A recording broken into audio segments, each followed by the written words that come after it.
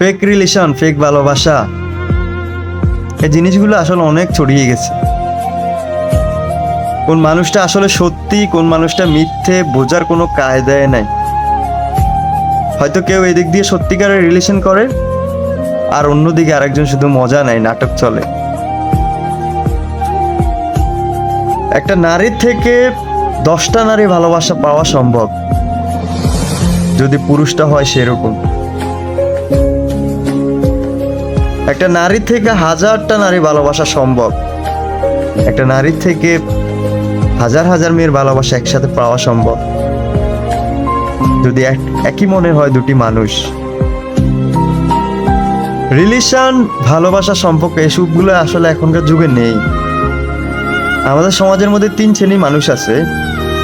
এক শ্রেণীর মানুষ হচ্ছে এসব রিলেশন টিলেশন কিছু বুঝেই না। আবার আরেক শ্রেণীর মানুষ আছে এগুলো বুঝে কিন্তু এগুলোর মধ্যে জড়ায় না, সবসময় ক্যারিয়ারের মধ্যে ফোকাস দেয়, নিজের ভবিষ্যতের দিকে ফোকাস দেয়। আরেক ধরনের মানুষ আছে সুন্দর একটা মন চায়, একজন সুন্দর মানুষ চায়, যে কিনা সারাক্ষণ আমাকে দেখবে, আমাকে নিয়ে ভাববে, আমাকে নিয়ে আফসোস করবে, আমার কথা চিন্তা করবে।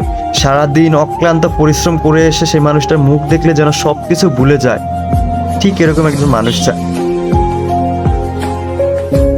কিন্তু ভাগ্যদান না থাকলে সেরকম পাওয়াটা সম্ভব না।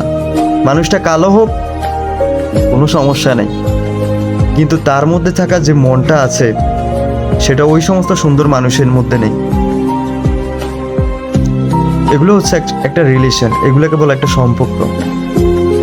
এই সমস্ত রিলেশন সম্পর্কের মধ্যে উপরে আল্লাহরও একটা থাকে, রহমত থাকে। কেননা আপনি যে মানুষটাকে ফিল করেন, আপনি যে মানুষটাকে ভালোবাসেন সেটা বলে দেন, এটা জায়েজ আছে।